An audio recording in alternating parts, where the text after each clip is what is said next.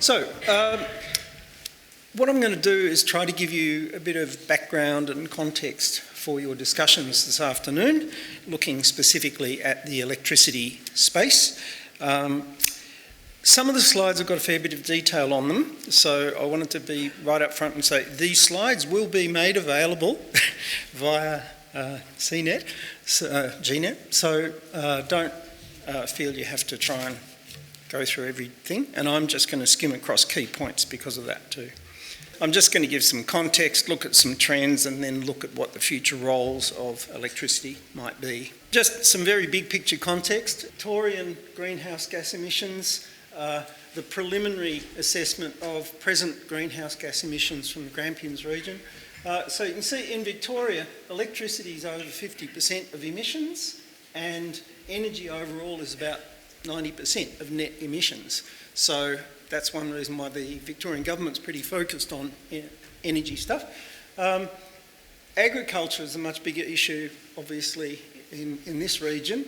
But one reason why the commercial, industrial, residential, effectively stationary energy factors are not as big for you is that you are already producing a lot of renewable energy, and so the greenhouse factor for your electricity is about a third of the greenhouse factor per unit of the Victorian average. So that's one reason why your profile looks a bit different. One key thing you've got to keep in mind when you are thinking about large-scale renewables and exports of renewables and things like that, which will be part of your strategy, is you need to keep in mind the accounting.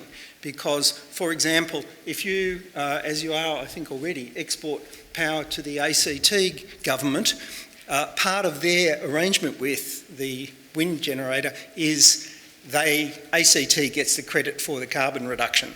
So just keep in mind when you're starting to get into this big stuff, accounting matters.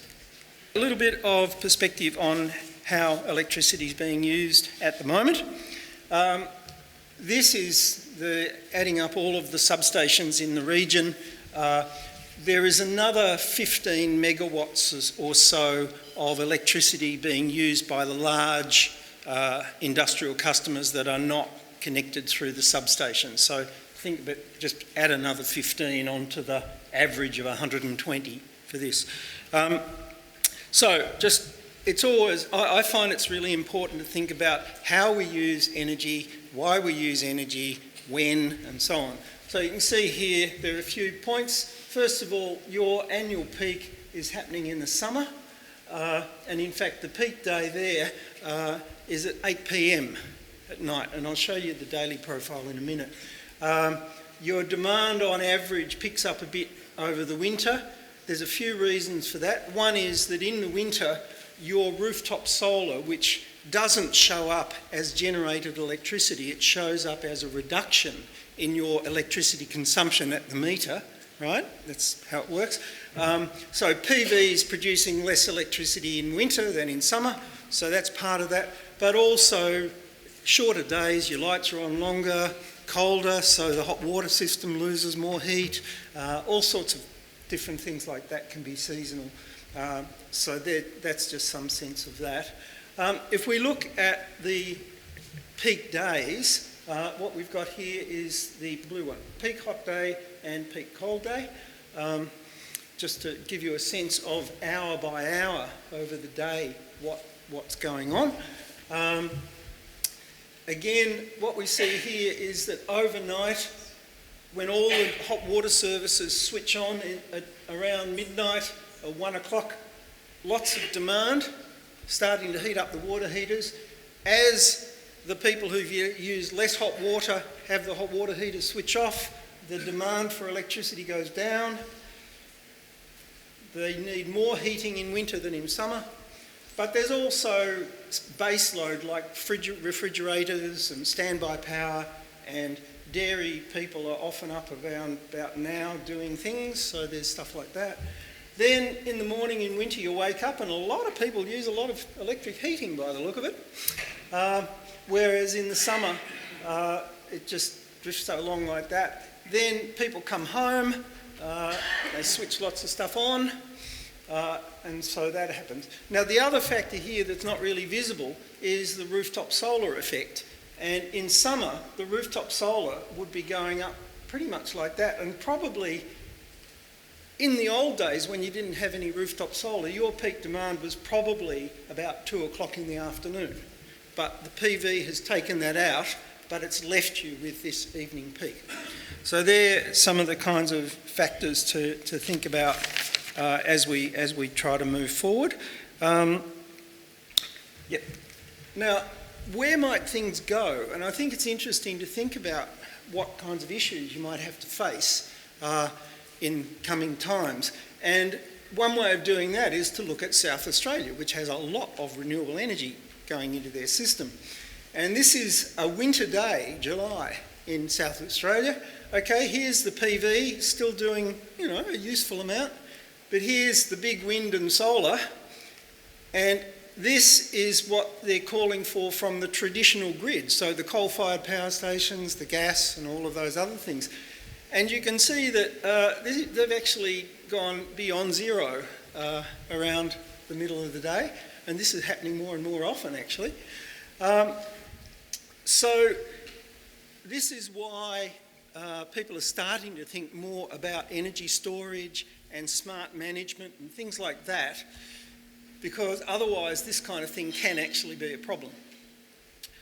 This is already a problem, particularly for the coal power stations and even more particularly for the brown coal ones, because if you've got a coal-fired power station, it does not like having its power output varied a lot very quickly, because they've got these big boilers and pipes and everything, and the thermal stresses that can be caused can shorten their lives. And I suspect part of the reason why they're starting to fail a bit more often is that they are driving them right at their limits in ways that they weren't really designed to do. And that's one reason why I think we all need to be focusing on what would we do if coal-fired power stations collapse sooner rather than later. I think that's a real contingency factor that we need to consider. This is a map from Powercore of all of the power lines in the Grampians region. So there's Ballarat, I think, somewhere there. Ararat, Nil, and those kinds of things. Now, the thing that's interesting here is that the yellow lines are what they call the SWIR lines, the single wire earth return lines, which operate at quite low voltage. And the problem you have is that the longer the power line, the lower the voltage, the higher the current flows, and if you have what's called a poor power factor, you get more line losses in the power line systems. And SWIR lines have been recorded with up to 50% losses. Now, one of the implications for this is that if you can identify the people who are right at the end of long SWIR lines and help them manage their demand and reduce it and put renewables and so on, you can potentially save much more electricity than you thought you would, because you're saving on all of those power line losses as well as your the electricity measured at the meter. The Minister mentioned that your area is hopefully going to get a large new power line through it to connect in all of the emerging renewable energy technologies. This is a graph from the Australian Energy Market Operators website. This is showing what they call the renewable energy region that you're in, and showing the new power line that's proposed. It also shows the solar resource, and you can see the solar resource up here is actually this is the score here. The solar resource up here is significantly better than what you've got. But this is where you need to think about local advantages in terms of connectability to the grid or having contracts with particular customers or things like that. So you've still got a pretty good solar resource compared with Melbourne. Now, what about the future direction? Where are we going? Well, I think the answer is no one knows. And just to show you, these are all of the forecasts for future electricity demand in the national electricity market starting from 2009. and you can see that almost every year the demand trend has been reduced. Now, some of this is rooftop solar, some of it's energy efficiency, some of it is people cutting back because of prices, all sorts of stuff. But the key thing is, this was never predicted by all the experts, except silly people like me who think we're really inefficient and there's lots of potential to change. Also, if you go into the fine print of AEMO's reports, you find not just what they call the central forecast, but you find a range of forecasts. And again, these forecasts are based on different assumptions, but the reality is that the high forecast is about 50% higher than the low forecast. Now, if you are trying to invest in a large power supply system or energy system that takes a long time to build and ties up a lot of capital, this is a problem for you, because even our best energy forecasters are saying, oh, well, 50% variability in terms of what the future might be. And it's one reason why more modular technologies and flexible technologies and things like that are in a sense less risky and are starting to be adopted by a wide range of people. It's also why a lot of the big wind farm and solar farm developers are very interested in signing up long-term agreements with industry or groups of community groups like the City of Melbourne scheme, because if they can get a guaranteed agreed price for 10 years or so, that really makes financing a lot easier and cheaper for everyone. So there are lots of benefits from these cooperative strategies if you do have big projects. In terms of the cost of electricity into the future, I think Roscano's already said the costs are going lower than people expect. This thing termed the levelised cost of electricity is just the average cost of electricity averaged over the life of a power plant. And essentially it's saying the sorts of things Ross did, which is that the new renewables are becoming pretty cheap, and they're already good value compared with what people are paying. Then there's the energy sources that provide dispatchable generation. So these are the ones we can switch on when we want, and you'll see that wind and PV are there, but they are combined with storage, and they could also be combined with demand management and demand response strategies as well. Because the key thing is, what you're trying to do is the net effect you have on the electricity system is what you're trying to manage. Then, of course, we do need other technologies which can help us cope with those big peaks.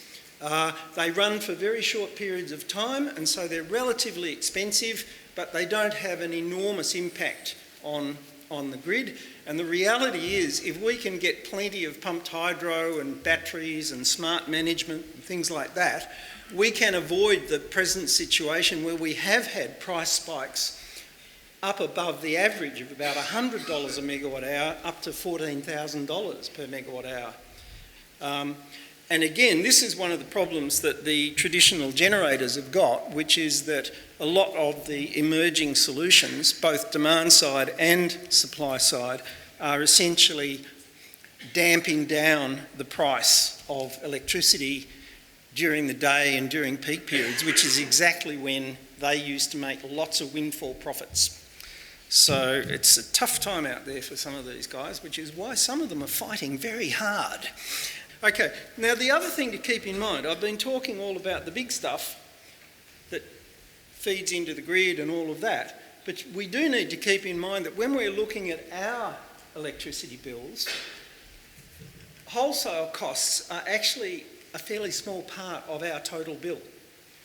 Network charges, retail charges are big.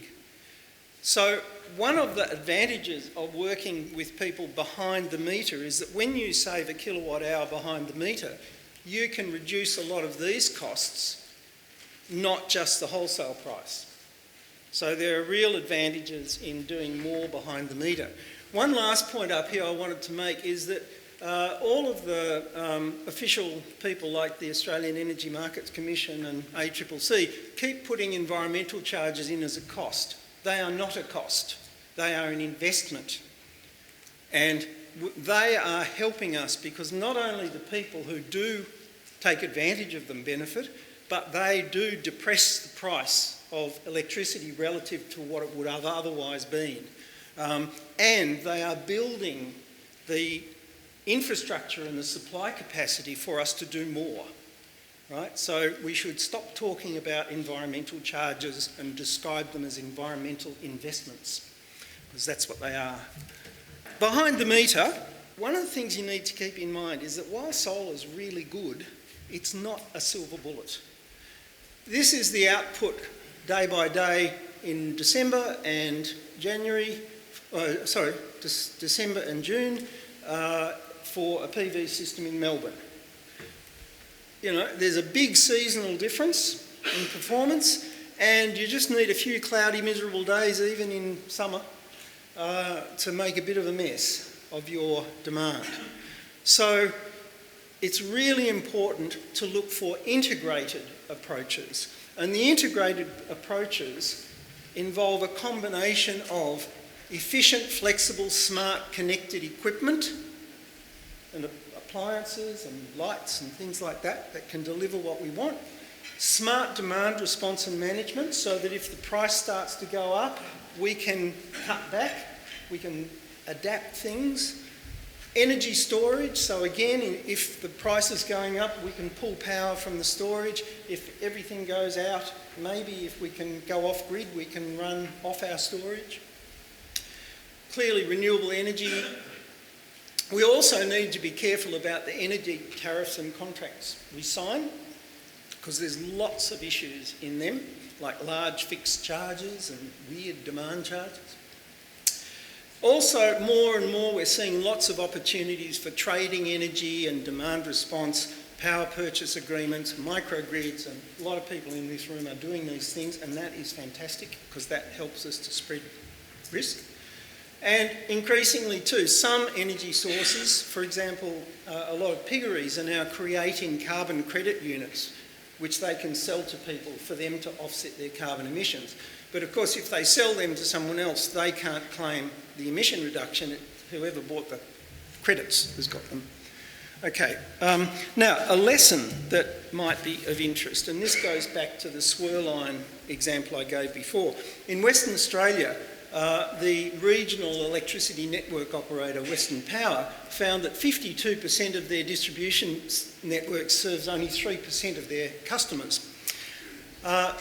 And so they are taking people off grid, but giving them a guarantee of reliability of service and backup. And so that's one of their systems. And this has so far looked really good. They've been trialling it for 2 years. It's more reliable than the grid, and when some of them had a big flood, they kept going and no one else could. Solar is the main factor, so the backup systems don't have to work very hard. And it's cheaper for everyone because it's cheaper for these people, and you are massively reducing the costs of maintaining power lines and stuff like that, and avoiding line losses, as I talked about before, and everyone loves it. So they're expanding it. They reckon they've got 15,000 properties that could do this. Now, of course, you don't have to be a government-owned network operator to do this. There's a whole lot of scope for community groups, individuals, whatever, to do it.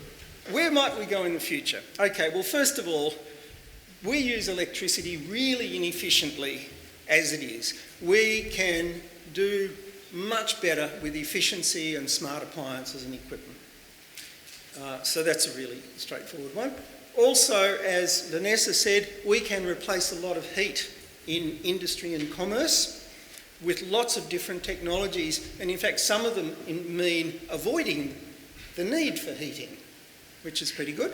And in one of the reports I've been involved in with the Alliance for Energy Productivity, here's a whole lot of thermal processes, non-thermal processes. There's lots of options, which would be great. Data analytics are really important. They don't use much energy, but they give us enormous power to manage everything.